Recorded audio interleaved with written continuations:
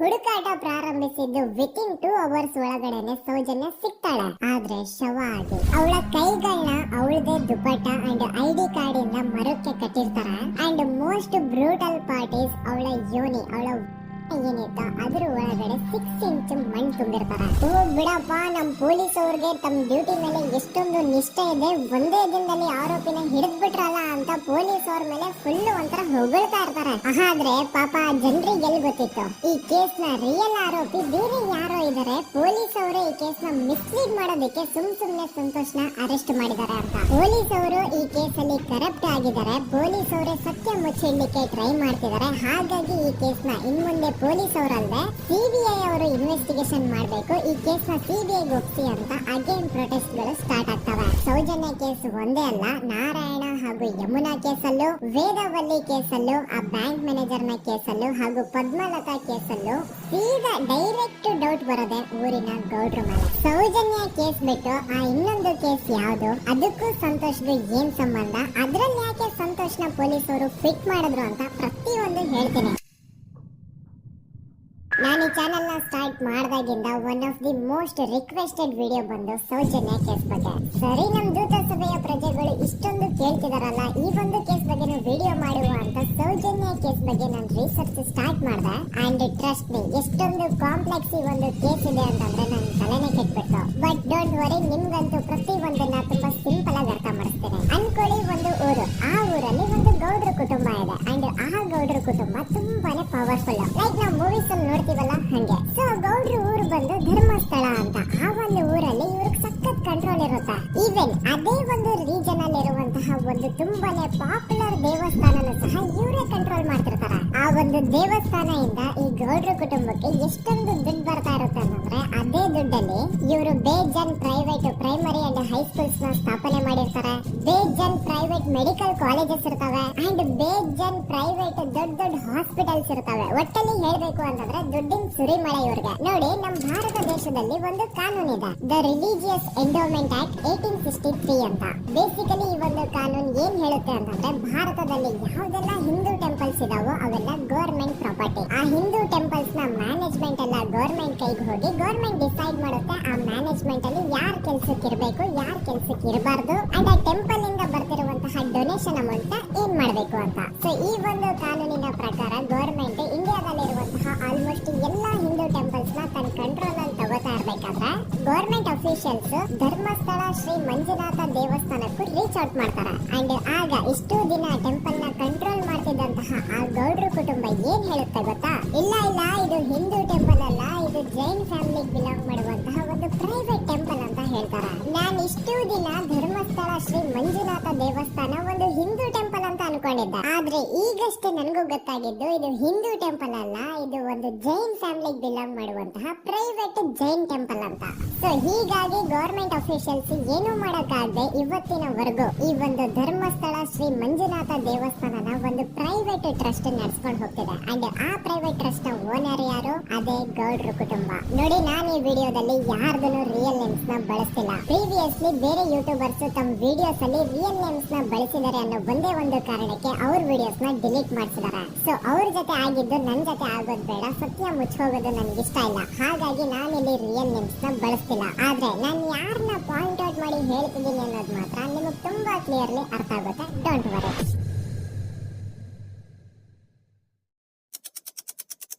ದಿನಾಂಕ 9/10/2012. A very normal day for everyone except Soujanya. Dharmasthala ಹತ್ರ ಇರುವಂತಹ ಪಂಗಳ ಅನ್ನೋ ಒಂದು ಸಣ್ಣ ಹಳ್ಳಿಗೆ ಬಿಲಾಂಗ್ ಮಾಡುವಂತಹ ಸೌಜನ್ಯ ತುಂಬಾನೇ ಒಳ್ಳೆ ಹುಡುಗಿ. SDM ಕಾಲೇಜ್ ಆಫ್ ಉಜಿರೆಯಲ್ಲಿ ಸೆಕೆಂಡ್ PUC ಓದ್ತಿದ್ದಂತಹ ಇವಳು ತುಂಬಾನೇ ಬ್ರೈಟ್ ಸ್ಟೂಡೆಂಟ್ ಕೂಡ. ಸೊ ಒಂದು ದಿನ ಅಂದ್ರೆ 9 ಅಕ್ಟೋಬರ್ 2012 ಬೆಳಿಗ್ಗೆ 7:30-8 ಗಂಟೆ ಹಾಗೆ ಆಸ್ ಯೂಶುವಲ್ ತನ್ನ ಕಾಲೇಜ್ ಹೋಗೋದಕ್ಕೆ ರೆಡಿ ಆಗ್ತಿರ್ತಾಳೆ. ಅವತ್ತು ಮಂಗಳವಾರದ ದಿನ ಅಂಡ್ ಅವತ್ತು ಲೋಕಲ್ ಫೆಸ್ಟಿವಲ್ ಬೇರೆ ಇರುತ್ತೆ, ಹೊಸ ಅಕ್ಕಿ ಅಂತ. ಈ ಒಂದು ಲೋಕಲ್ ಫೆಸ್ಟಿವಲ್ ದಿನ ಮನೆ ಒಳಗಡೆ ಏನೇ ಅಡುಗೆ ಮಾಡಿದ್ರು ಹೊಸ ಅಕ್ಕಿನೇ ಬಳಸ್ತಾರೆ. ಕಳಿಸ್ಬೇಕು. ಸೊ ಹೊಸ ಅಕ್ಕಿ ತಂದು ಬ್ರೇಕ್ಫಾಸ್ಟ್ ನ ರೆಡಿ ಮಾಡೋಷ್ಟ್ರಲ್ಲಿ ಸೌಜನ್ಯ ಅವ್ರ ತಾಯಿ ತುಂಬಾ ಲೇಟ್ ಮಾಡ್ತಾರ. ಸೊ ಕಾಲೇಜ್ಗೆ ಲೇಟ್ ಆಗ್ತಿದೆ ಅಂತ ಈ ಸೌಜನ್ಯ ಟಿಫಿನ್ ಸಹ ಮಾಡದೆ ಹಾಗೆ ಹೋಗ್ತಾಳ. ಅವಳ ತಲೆಯಲ್ಲಿ ಏನಿತ್ತು ಅಂತಂದ್ರೆ ಹೆಂಗೋ ಇವತ್ತು ಲೋಕಲ್ ಫೆಸ್ಟಿವಲ್ ಬೇರೆ ಇದೆ, ಹಾಗಾಗಿ ಮೇ ಬಿ ಕಾಲೇಜ್ ಬೇಗ ಬಿಡ್ಬೋದು. ಸೊ ಮಧ್ಯಾಹ್ನ ಡೈರೆಕ್ಟ್ ಮನೆಗೆ ಬಂದು ಊಟ ಮಾಡುವ ಬಿಡುವ ಅಂತ ಅವಳು ಅನ್ಕೊಂಡಿರ್ತಾಳೆ. ಆದ್ರೆ ಕಾಲೇಜ್ ಹೋಗಾದ್ಮೇಲೆ ಗೊತ್ತಾಗುತ್ತೆ ಅವತ್ತು ಅವಳಿಗೆ ಸ್ಪೆಷಲ್ ಕ್ಲಾಸಸ್ ಬೇರೆ ಇದೆ ಅಂತ.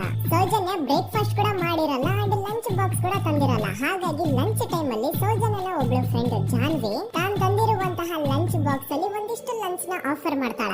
ಆದ್ರೆ ಸೌಜನ್ಯ ಪರವಾಗಿಲ್ಲ ನೀನ್ ತಿನ್ನು, ನಾನ್ ಮನೆಗೆ ಹೋಗ್ಬಿಟ್ಟು ಊಟ ಮಾಡ್ಕೊಂತೀನಿ ಅಂತ ಹೇಳ್ತಾಳ. ಸುಮಾರು ಮಧ್ಯಾಹ್ನದ 3:45ಕ್ಕೆ ಕಾಲೇಜ್ ಬಿಡುತ್ತೆ. ಸೌಜನ್ಯ ಕಾಲೇಜ್ ಇಂದ ಬಸ್ ಅಲ್ಲಿ ಬಂದು ನೇತ್ರಾವತಿ ಬಸ್ ಸ್ಟಾಪ್ ಹತ್ರ ಇಳ್ಕೋತಾಳ. ಅವಳ ಜೊತೆ ಅವಳ ಕ್ಲಾಸ್ ಮೇಟ್ಸ್ ಅಂಡ್ ಫ್ರೆಂಡ್ಸ್ ಎಲ್ಲ ಇರ್ತಾರೆ. ಸೊ ಅವ್ರಿಗೆಲ್ಲ ಬಾಯ್ ಹೇಳ್ಬಿಟ್ಟು ಸೌಜನ್ಯ ತನ್ನ ಮನೆ ಕಡೆಗೆ ಹೊರಡ್ತಾಳ. ನೇತ್ರಾವತಿ ಬಸ್ ಸ್ಟಾಪ್ ಇಂದ ಸೌಜನ್ಯ ಮನೆಗೆ 20 ಮಿನಿಟ್ಸ್ ನ ವಾಕ್ ಇರುತ್ತೆ. ಮ್ಯಾಕ್ಸ್ ಟು ಮ್ಯಾಕ್ಸ್ 30 ಮಿನಿಟ್ ಹಿಡಿಬಹುದು. ಸೊ ಸೌಜನ್ಯ ನಡ್ಕೊಂಡು ಮನೆ ಕಡೆಗೆ ಹೋಗ್ತಾ ಇರ್ತಾಳೆ. ಒಂದ್ ಸ್ವಲ್ಪ ದೂರದಲ್ಲಿ ಪ್ರಕೃತಿ ಹಾಸ್ಪಿಟಲ್ ಅಂತ ಒಂದಿರುತ್ತೆ. ಅಲ್ಲಿನ ಸೆಕ್ಯೂರಿಟಿ ಗಾರ್ಡ್ ಸೌಜನ್ಯ ನಡ್ಕೊಂಡು ಹೋಗ್ತಾ ಇರೋದನ್ನ ನೋಡ್ತಾನೆ ಕೂಡ. ನಂತರ ಸೌಜನ್ಯ ಒಂದು 10 ನಿಮಿಷ ಹಂಗೆ ಮುಂದೆ ನಡ್ಕೊಂಡು ಹೋಗಾದ್ಮೇಲೆ ಸೌಜನ್ಯಗೆ ತನ್ನ ಮಾವ ಸಿಗ್ತಾರ.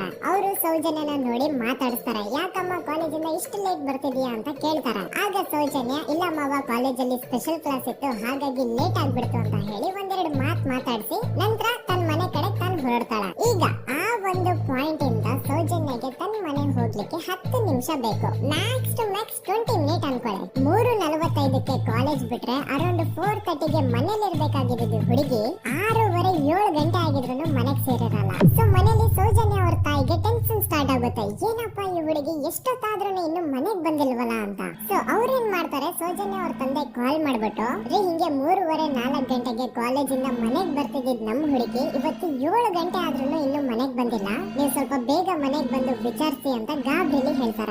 ಸರಿ ಅಂತ ಸೌಜನ್ಯ ಅವ್ರ ತಂದೆ ಮನೆಗ್ ಬಂದ್ಬಿಟ್ಟು ಸೌಜನ್ಯನ ಫ್ರೆಂಡ್ಸ್ ಕ್ಲಾಸ್ ಮೇಟ್ಸ್ ಯಾರ್ದೆಲ್ಲ ಅವ್ರ ಹತ್ರ ನಂಬರ್ ಇರುತ್ತೋ ಅವ್ರಿಗೆಲ್ಲ ಕಾಲ್ ಮಾಡ್ಬಿಟ್ಟು ಸೌಜನ್ಯ ಬಗ್ಗೆ ಕೇಳ್ತಾರ. ನಮ್ ಹುಡುಗಿ ಏನಾದ್ರೂ ನಿಮ್ ಮನೆಗ್ ಬಂದಿದ್ದಾಳ ಅಮ್ಮ ಅಂತ. ಆದ್ರೆ ಸೌಜನ್ಯನ ಫ್ರೆಂಡ್ಸ್ ಅಂಡ್ ಕ್ಲಾಸ್ ಮೇಟ್ಸ್ ಎಲ್ಲ ಇಲ್ಲ ಅಂಕಲ್ ನಮ್ಮ ಮನೆಗಂತೂ ಸೌಜನ್ಯ ಏನು ಬಂದಿಲ್ಲ, ಅವಳು ಬಸ್ ಸ್ಟಾಪ್ ಇಂದ ಸೀದಾ ನಿಮ್ ಮನೆ ಕಡೆಗೇನೆ ಹೊರಟ್ಲಲ್ವಾ, ಯಾಕೆ ಇನ್ನೂ ಬಂದಿಲ್ವಾ ಅಂತ ಕೇಳ್ತಾರ.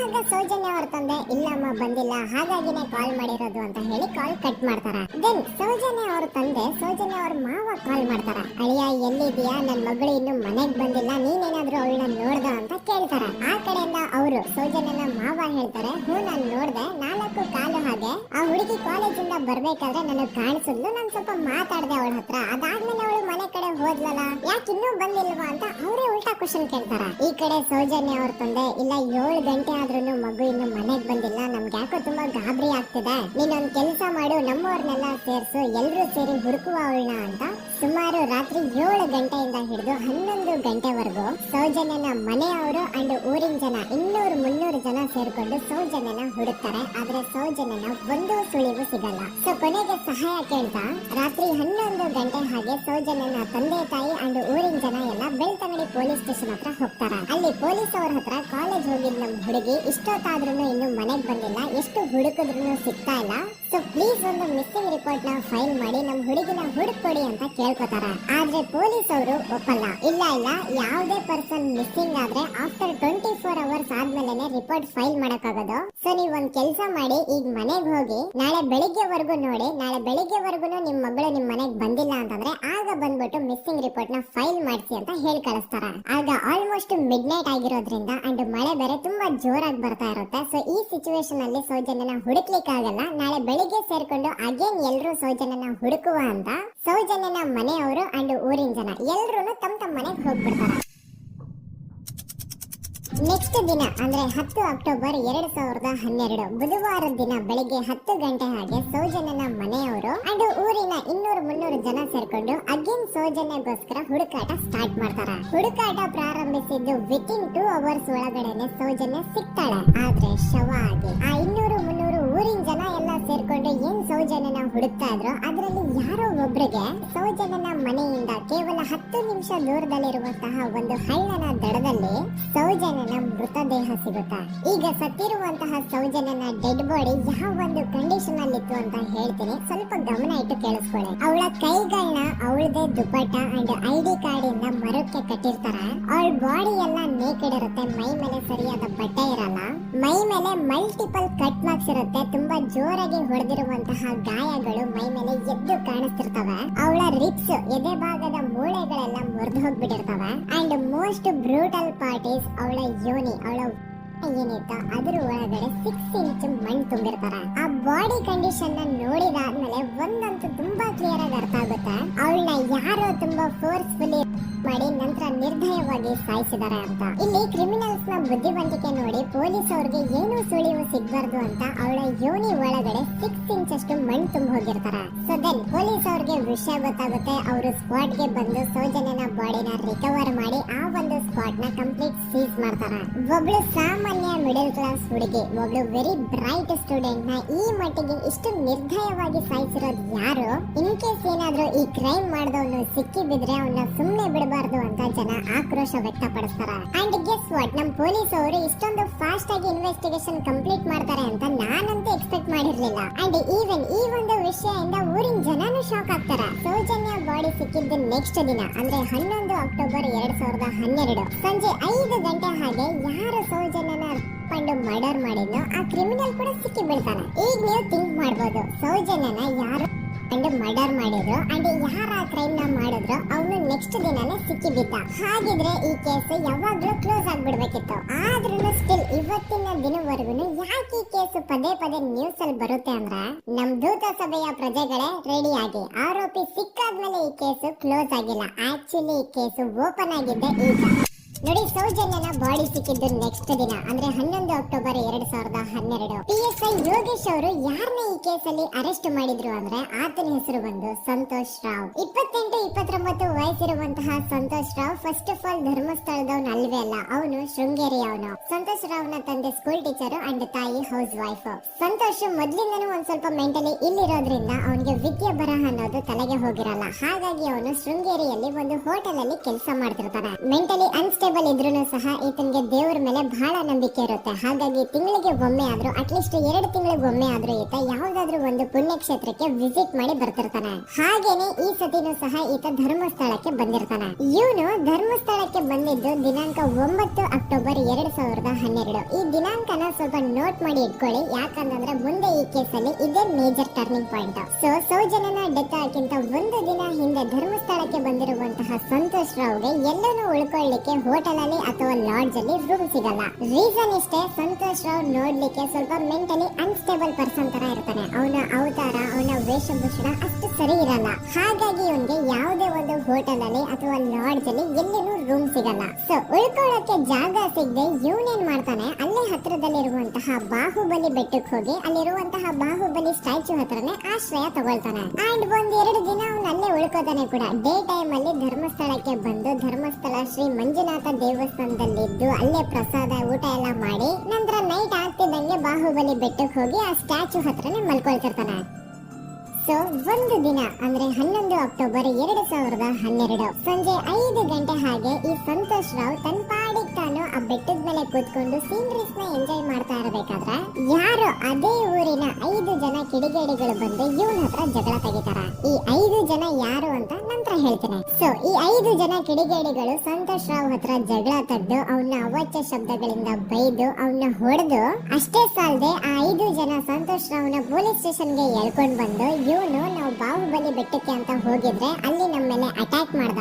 ಇವ್ನು ನೋಡ್ಲಿಕ್ಕೂ ಸಹ ಒಳ್ಳೆ ಸೈಕೋ ಕಿಲ್ಲರ್ ಇದ್ದಂಗಿದಾನೆ. ನಮ್ಗೆ ಯಾಕೋ ನಿನ್ನೆ ನಮ್ಮ ಊರಲ್ಲಿ ನಡೆದಿರುವಂತಹ ಘಟನೆ ಆ ಸೌಜನ್ಯನ ಮರ್ಡರ್ ಇವನೇ ಮಾಡಿದಾನೆ ಅಂತ ಡೌಟ್ ಬರ್ತಿದೆ ಅಂತ ಆ 5 ಜನ ಕಿಡಿಗೇಡಿಗಳು ಸಂತೋಷ್ ರಾವ್ನ ಪೊಲೀಸ್ ಅವ್ರ ಹತ್ರ ಹಾಕೊಡ್ತಾರ. ಅಂಡ್ ಪೊಲೀಸ್ ಅವರು ಕೂಡ ಎಂತವ್ರು ನೋಡಿ, ಯಾರು 5 ಜನ ಕಿಡಿಗೇಡಿಗಳು ಬಂದು ಇವನೇ ಕೊಲೆ ಮಾಡಿದಾನೆ ಅಂತ ಹೇಳಿದ ತಕ್ಷಣ ಹಿಂದೆ ಮುಂದೆ ಕ್ರಾಸ್ ಚೆಕ್ ಮಾಡದೆ ಸಂತೋಷ್ ರಾವ್ನ ಅರೆಸ್ಟ್ ಮಾಡಿ ಸೌಜನ್ಯ ಕೇಸ್ ನ ಆರೋಪಿ ಸಿಕ್ಕಿದಾನೆ ಅಂತ ಎಲ್ಲಾ ಕಡೆ ಘೋಷಣೆ ಮಾಡ್ಬಿಡ್ತಾರ. ಜನರಿಗೆ ಈ ಕಡೆ ಒಂಥರ ನೆಮ್ಮದಿ, ಓ ಬಿಡಪ್ಪ ನಮ್ ಪೊಲೀಸ್ ಅವ್ರಿಗೆ ತಮ್ಮ ಡ್ಯೂಟಿ ಮೇಲೆ ಎಷ್ಟೊಂದು ನಿಷ್ಠೆ ಇದೆ, ಒಂದೇ ದಿನದಲ್ಲಿ ಆರೋಪಿನ ಹಿಡಿದ್ಬಿಡ್ತಾರೆ ಬಿಟ್ರಲ್ಲ ಅಂತ ಪೊಲೀಸ್ ಅವ್ರ ಮೇಲೆ ಫುಲ್ ಒಂಥರ ಹೊಗಳ್ತಾ ಇರ್ತಾರೆ.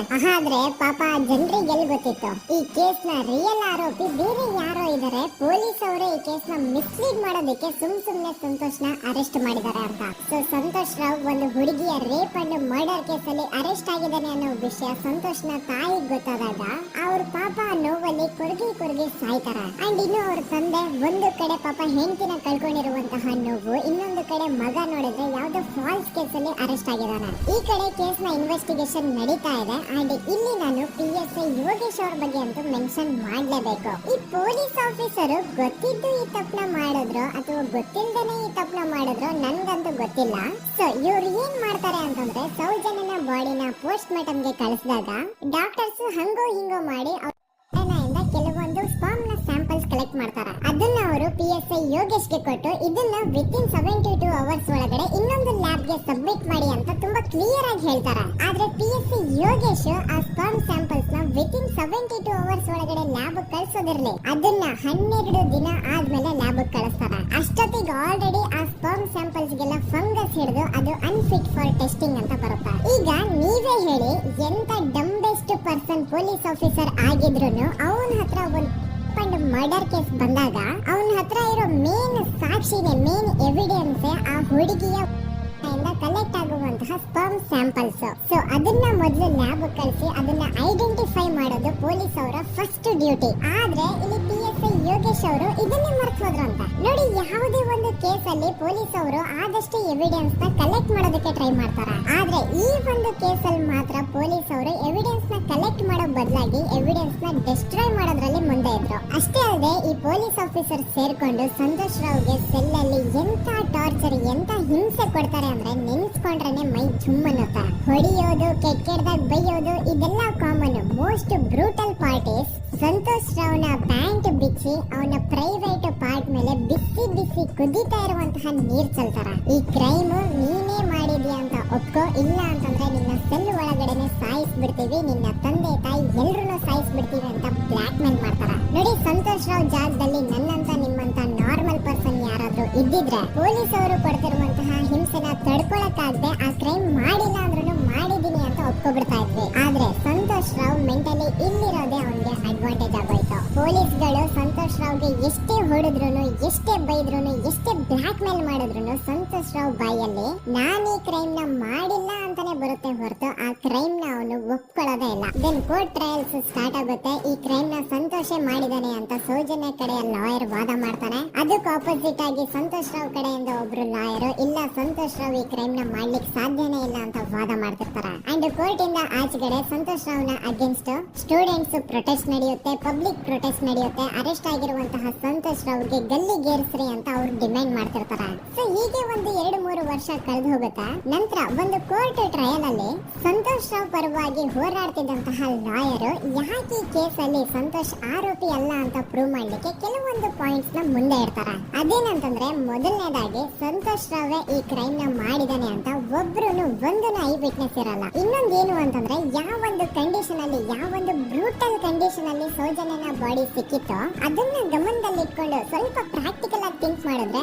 ಆ ಒಂದು ಭೀಕರ ಕ್ರೈಮ್ ನ ಒಬ್ನೇ ಮಾಡ್ಲಿಕ್ಕೆ ಸಾಧ್ಯನೇ ಇಲ್ಲ. ಇನ್ನೊಂದು ಪಾಯಿಂಟ್ ಏನು ಅಂತಂದ್ರೆ ಸೌಜನ್ಯನ ಪೊಲೀಸ್ ಅವರಿಗೆ ಯಾವುದೇ ಸ್ಪರ್ಮ್ ಸ್ಯಾಂಪಲ್ ಸಿಗಬಾರ್ದು ಅಂತ 6 ಇಂಚು ಅಷ್ಟು ಮಣ್ಣು ಹಾಕಿರ್ತಾರ. ಸೊ ಈಗ ನೀವೇ ಹೇಳಿ, ಮೆಂಟಲಿ ಇಲ್ಲಿರುವಂತಹ ಪರ್ಸನ್ಗೆ ಇಷ್ಟೊಂದು ಬುದ್ಧಿವಂತಿಕೆ ಇರುತ್ತಾ ಅನ್ಕೊಳ್ಳಿ. ಅಷ್ಟೊಂದು ಬುದ್ಧಿವಂತಿಕೆ ಅವ್ನಿಗಿದ್ರು ಆ ಕ್ರೈಮ್ ಮಾಡಾದ್ಮೇಲೆ ಅವನ ಊರಿಂದ ಓಡ್ ಹೋಗ್ಬೋದಾಗಿತ್ತು. ಆದ್ರೆ ಮತ್ತ್ಯಾಕೆ ಅವನು ಅದೇ ಊರಲ್ಲೇ ಇರ್ತಾನೆ. ಅಂಡ್ ಸೌಜನ್ಯ ಕೊನೆಯದಾಗಿ ಪ್ರಕೃತಿ ಹಾಸ್ಪಿಟಲ್ ಮುಂದ್ಗಡೆಯಿಂದ ನಡ್ಕೊಂಡು ಹೋಗ್ತಾ ಇರ್ಬೇಕಾದ್ರೆ ಆ ಪ್ರಕೃತಿ ಹಾಸ್ಪಿಟಲ್ ನ ಸೆಕ್ಯೂರಿಟಿ ಗಾರ್ಡ್ ನೋಡ್ತಾನೆ. ಅಂಡ್ ಪ್ರಕೃತಿ ಹಾಸ್ಪಿಟಲ್ ನ ಆಚೆಗಡೆ CCTV ಕ್ಯಾಮೆರಾನು ಇರುತ್ತೆ. ಸಡನ್ಲಿ ಆ CCTV ಫುಟೇಜ್ ಕೂಡ ಕಾಣೆ ಆಗ್ಬಿಡುತ್ತಾ. ಇನ್ನೊಂದೇನು ಅಂತಂದ್ರೆ ಸೌಜನ್ಯ ಮರ್ಡರ್ ಆಗಿದ್ದು ನೆಕ್ಸ್ಟ್ ದಿನಾನೇ ಪೊಲೀಸ್ ಅವರು ಆರೋಪಿನ ಹಿಡಿದ್ರು. ಸೊ ಹಾಗಿದ್ದಾಗ ಆ ಕಲೆಕ್ಟ್ ಮಾಡಿರುವಂತಹ ಸ್ಪರ್ಮ್ ಸ್ಯಾಂಪಲ್ಸ್ ನ ಲ್ಯಾಬ್ ಗೆ ಕಳಿಸಿ ಇವನೇ ಆರೋಪಿ ಅಂತ ಕನ್ಫರ್ಮ್ ಮಾಡೋ ಬದಲಾಗಿ ಯಾಕೆ ಪೊಲೀಸ್ ಅವರು ಆ ಸ್ಪರ್ಮ್ ಸ್ಯಾಂಪಲ್ಸ್ ನ ತಮ್ಮ ಹತ್ರನೇ ಇಟ್ಕೊಂಡು 12 ದಿನವರೆಗೂ ಅದಕ್ಕೆ ಫಂಗಸ್ ಹಿಡಿಯೋವರೆಗೂ ಕಾದು ಆಮೇಲೆ ಅದನ್ನ ಲ್ಯಾಬ್ ಕಳಿಸಿದ್ರು. ಅಂಡ್ ಮೇನ್ ಇಂಪಾರ್ಟೆಂಟ್ ಆಗಿ ಸಂತೋಷ್ ರಾವ್ಗೆ ಒಂದು ಗುಪ್ತ ರೋಗ ಇರುತ್ತೆ, ಅದೇ ಫಿಮೋಸಿಸ್ ಅಂತ. ಈ ಕಾಯಿಲೆ ಏನು ಅಂತ ನಾನು ಈ ವಿಡಿಯೋದಲ್ಲಿ ಡೀಟೇಲ್ಡ್ ಆಗಿ ಎಕ್ಸ್ಪ್ಲೇನ್ ಮಾಡ್ಲಿಕ್ಕೆ ಆಗಲ್ಲ. ಜಸ್ಟ್ ತಿಳ್ಕೊಳ್ಳಿ, ಈ ಒಂದು ಕಾಯಿಲೆ ಇರೋ ಅವರು ಇಂಟಿಮಸಿ ಮಾಡ್ಲಿಕ್ಕೆ ಆಗಲ್ಲ. ಇನ್ ಕೇಸ್ ಮಾಡಿದ್ರು ಅವರು ಸುಖ ಅಲ್ಲ ನರಕ ಕಾಣ್ತಾರ. ಸೊ ಇಷ್ಟೆಲ್ಲ ವ್ಯಾಲಿಡ್ ಪಾಯಿಂಟ್ಸ್, ಇಷ್ಟೆಲ್ಲ ಫ್ಯಾಕ್ಟ್ಸ್ ಕಣ್ ಮುಂದೆ ಇರ್ಬೇಕಾದ್ರೆ ಸ್ಟಿಲ್ ಪೊಲೀಸ್ ಅವರು ಯಾಕೆ ಈ ಕ್ರೈಮ್ ನ ಸಂತೋಷ್ ರಾವ್ ಮಾಡಿದಾನೆ ಅಂತ ಇವನ್ ಹಿಂದೆ ಬಿದ್ದಿದ್ದಾರೆ.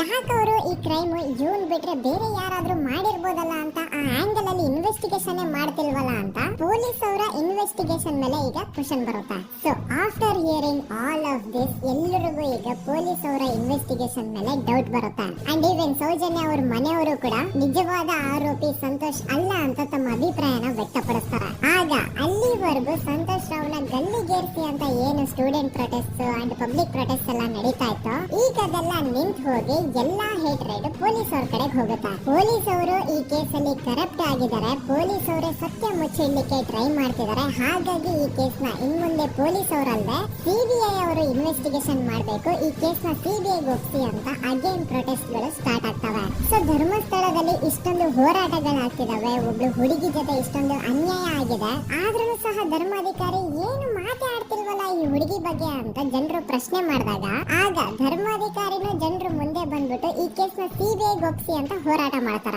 ನಂತರ ಈ ಒಂದು ಕೇಸ್ ಪೊಲೀಸ್ ಅವರಿಂದ ಸಿಬಿಐ ಕೈಗೆ ಹೋಗುತ್ತೆ. ಸಿಬಿಐ ಕೈಗೆ ಹೋಗಿದ ತಕ್ಷಣ ಇಲ್ಲೇನು ಸತ್ಯ ಹೊರಗೆ ಬಂದಿಲ್ಲ. ಆ ಸಿಬಿಐ ಅವರು 3-4 ವರ್ಷ ಟೈಮ್ ತಗೊಂಡು ಮತ್ತೆ ಈ ಒಂದು ಕೇಸ್ ನ ರೀ ಇನ್ವೆಸ್ಟಿಗೇಷನ್ ಮಾಡ್ತಾರ. ಆದ್ರೆ ಅಲ್ಲೇನು ಇನ್ವೆಸ್ಟಿಗೇಷನ್ ಮಾಡ್ಲಿಕ್ಕೆ ಉಳಿದೇ ಇರಲ್ಲ. ಆ ಪೊಲೀಸ್ ಅವರು ಅವ್ರ ಕೈಯಲ್ಲಿ ಈ ಕೇಸ್ ಇದ್ದಷ್ಟು ದಿನ ಎಷ್ಟಾಗುತ್ತೋ ಅಷ್ಟು ಎವಿಡೆನ್ಸ್ ನ ಡಿಸ್ಟ್ರಾಯ್ ಮಾಡ್ಬಿಟ್ಟಿರ್ತಾರ. ಸೊ ಹಾಗಾಗಿ ಅಲ್ಲಿ ಸಿಬಿಐ ಅವರಿಗೆ ಇನ್ವೆಸ್ಟಿಗೇಷನ್ ಮಾಡ್ಲಿಕ್ಕೆ ಏನು ಉಳಿದೇ ಇರಲ್ಲ. ಆದ್ರೂ ಸ್ಟಿಲ್ ಅವರು 3-4 ಇಯರ್ಸ್ ಟೈಮ್ ತಗೊಂಡು ನಂತರ ಫೈನಲಿ ಒಂದು ರಿಪೋರ್ಟ್ ನ ಕೋರ್ಟ್ ಗೆ ಸಬ್ಮಿಟ್ ಮಾಡ್ತಾರೆ. ಅಂಡ್ ಸಿಬಿಐ ಅವರು ಕೋರ್ಟ್ ಗೆ ಸಬ್ಮಿಟ್ ಮಾಡಿರುವಂತಹ ಆ ಒಂದು ರಿಪೋರ್ಟ್ ಅಲ್ಲಿ ಏನಿತ್ತು ಅಂದ್ರೆ ಸಿಬಿಐ ಇನ್ವೆಸ್ಟಿಗೇಷನ್ ಕನ್ಫರ್ಮ್ಸ್ ದಟ್ ಈ ಒಂದು ಕ್ರೈಮ್ ನ ಸಂತೋಷ್ ರಾವ್ ಮಾಡಿದಾನೆ ಅಂತ. ಆದ್ರೆ ಐರಾನಿ ಇದೇ ಒಂದು ರಿಪೋರ್ಟ್ ಅಲ್ಲಿ ಇವರು ಏನ್ ಹೇಳ್ತಾರೆ ಅಂದ್ರೆ ಅವರಿಗೆ ಯಾವುದೇ ತರ ಎವಿಡೆನ್ಸ್ ಸಿಕ್ಕಿಲ್ಲ ಅಂತ. ಯಾಕಂದ್ರೆ ಈ ಸೌಜನ್ಯ ಕೇಸ್ ಪೊಲೀಸ್ ಅವ್ರ ಕೈಯಲ್ಲಿ ಇದ್ದಾಗ ಪೊಲೀಸ್ ಅವರು ತಮ್ಮ ನಿರ್ಲಕ್ಷ್ಯದಿಂದ ಎಲ್ಲಾ ಎವಿಡೆನ್ಸ್ ನ ಕಳ್ಕೊಂಡ್ಬಿಟ್ಟಿರ್ತಾರೆ. ಅಂತದ್ರಲ್ಲಿ ಯಾವ ಒಂದು ಆಧಾರದ ಮೇಲೆ ಇವರು ಸಂತೋಷ್ ರಾವ್ ಈ ಕ್ರೈಮ್ ನ ಮಾಡಿದ್ದಾರೆ ಅಂತ ಕ್ವಶನ್ ಮಾಡಿದಾಗ ಸಿಬಿಐ ಅವ್ರ ಕಡೆಯಿಂದ ನೋ ಆನ್ಸರ್. ನೋಡಿ, ಮೊದಲು ಈ ಒಂದು ಕೇಸ್ ನ ಪೊಲೀಸ್ ಅವರು ಇನ್ವೆಸ್ಟಿಗೇಷನ್ ಮಾಡಿ ನಂತರ ಈ ಒಂದು ಕೇಸ್ ಸಿಬಿಐ ಅವ್ರ ಕೈಗೆ ಹೋಗಿ ಅವರು 3-4 ವರ್ಷ ಟೈಮ್ ತಗೊಂಡು ಇನ್ವೆಸ್ಟಿಗೇಷನ್ ಮಾಡಿ ದೆನ್ ಫೈನಲ್ ರಿಪೋರ್ಟ್ ನ ಕೋರ್ಟ್ ಗೆ ಸಬ್ಮಿಟ್ ಮಾಡೋಷ್ಟರಲ್ಲಿ ಸುಮಾರು 5-6 ವರ್ಷ ಕಳೆದು ಹೋಗಿರುತ್ತೆ. ಅಂಡ್ ಸ್ಟಿಲ್ ಈ ಒಂದು ಕೇಸ್ ಅಲ್ಲಿ ಏನು ಕನ್ಕ್ಲೂಷನ್ ಸಿಕ್ಕಿರಲ್ಲ. ಎವ್ರಿ ಇಯರ್ ಸೌಜನ್ಯನ ಬರ್ತ್ಡೇ ಇದ್ದಾಗ ಅಥವಾ ತಿಥಿ ಇದ್ದಾಗ ಅವಳನ್ನ ನೆನೆಸ್ಕೊಂಡು ಅವಳ ಹೆಸರಲ್ಲಿ public protest and student protest ನಡೀತಾನೆ ಇರ್ತವೆ. ಸೊ ಒಂದು ದಿನ ಈ ಒಂದು ಪ್ರೊಟೆಸ್ಟ್ ಗಳ ನ್ಯೂಸ್ ಗಿರೀಶ್ ಮುಟ್ಟಣ್ಣನವರ ಗಮನಕ್ಕೆ ಬರುತ್ತೆ.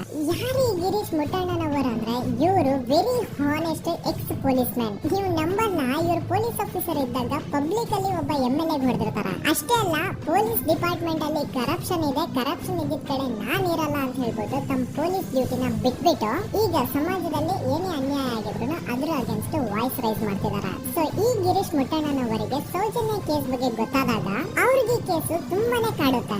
ಅಲ್ಲ, ಇಷ್ಟೊಂದು ವರ್ಷಗಳಾಗೋಯ್ತು ಆ ಹುಡುಗಿ ಜೊತೆ ಅನ್ಯಾಯ ಆಗಿ ಸ್ಟಿಲ್ ಈ ಒಂದು ಕೇಸ್ ನ ಕನ್ಕ್ಲೂಷನ್ ಸಿಕ್ತಿಲ್ವಲ್ಲ, ಏನ್ ನಡೀತಿದೆ ಧರ್ಮಸ್ಥಳದಲ್ಲಿ ಅರ್ಥ ಆಗ್ತಿಲ್ವಲ್ಲ ಅಂತ ಈ ಗಿರೀಶ್ ಅವರು ತಮ್ಮ ಹಳೆ ಪೊಲೀಸ್ ಕಾಂಟ್ಯಾಕ್ಟ್ಸ್ ನ ಯೂಸ್ ಮಾಡ್ಕೊಂಡು ಆ ಸೌಜನ್ಯ ಕೇಸ್ ಫೈಲ್ ನ ಒಂದು ಕಾಪಿನ ತಮ್ಮ ಹತ್ರ ತರಿಸ್ಕೊತಾರ. ಆ ಒಂದು ಕೇಸ್ ಫೈಲ್ ಅಲ್ಲಿ ಸೌಜನ್ಯ ಬಗ್ಗೆ ಅಷ್ಟೇ ಅಲ್ಲದೆ ಸಂತೋಷ್ ರಾವ್ ಬಗ್ಗೆನೂ ಇನ್ಫಾರ್ಮೇಶನ್ ಇರುತ್ತೆ. ಅಂಡ್ ಗಿರೀಶ್ ಅವರು ಸಂತೋಷ್ ಬಗ್ಗೆ ಇರುವಂತಹ ಇನ್ಫಾರ್ಮೇಶನ್ ನೋಡ್ತಾ ಇರಬೇಕಾದ್ರೆ ಅವರು ಒಂದು ವಿಷಯನ ನೋಟಿಸ್ ಮಾಡ್ತಾರೆ. ಅದೇನಂತಂದ್ರೆ ಪೊಲೀಸ್ ಅವರು ಸಂತೋಷ್ ರಾವ್ನ ಬರೀ ಸೌಜನ್ಯ ಕೇಸ್ ಅಲ್ಲಿ ಒಂದೇ ಫಿಟ್ ಮಾಡಿರಲ್ಲ, ಸೌಜನ್ಯ ಸಾಯೋಕ್ಕಿಂತ 20 ದಿನ ಹಿಂದೆ ಧರ್ಮಸ್ಥಳದಲ್ಲೇ ನಡೆದಿರುವಂತಹ ಒಂದು ಕ್ರೈಮ್ ಅಲ್ಲಿನೂ ಸಹ ಸಂತೋಷ್ ರಾವೇ ಆರೋಪಿ ಅಂತ ಮೆನ್ಷನ್ ಮಾಡಿರ್ತಾರೆ. ಸೊ ಸೌಜನ್ಯ ಕೇಸ್ ಬಿಟ್ಟು ಆ ಇನ್ನೊಂದು ಕೇಸ್ ಯಾವುದು, ಅದಕ್ಕೂ ಸಂತೋಷ್ಗೂ ಏನ್ ಸಂಬಂಧ, ಅದ್ರಲ್ಲಿ ಯಾಕೆ ಸಂತೋಷ್ನ ಪೊಲೀಸ್ ಅವರು ಫಿಟ್ ಮಾಡಿದ್ರು ಅಂತ ಪ್ರತಿಯೊಂದು ಹೇಳ್ತೀನಿ. ಆದ್ರೆ ನಾನಿಲ್ಲಿ ಯಾರ್ದನ್ನು ರಿಯಲ್ ನೇಮ್ಸ್ ನ ಬಳಸಲ್ಲ. ಯಾಕಂದ್ರೆ ಮುಂದೆ ಕೇಸ್ ಅಲ್ಲಿ ತುಂಬಾ ದೊಡ್ಡ ಪವರ್ಫುಲ್ ವ್ಯಕ್ತಿಗಳ ಹೆಸರುಗಳು ಬರ್ತವೆ.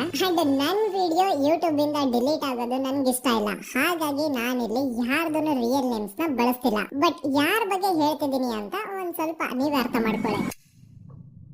ನೋಡಿ, ಧರ್ಮಸ್ಥಳದಲ್ಲಿ ಮಾಫಿಯಾ ಕೈಂಡ್ ಆಫ್ ನಡೆಸ್ತಿರುವಂತಹ ಒಂದು ವೆರಿ ಪವರ್ಫುಲ್ ಗೌಡ್ರು ಕುಟುಂಬ ಇದೆ.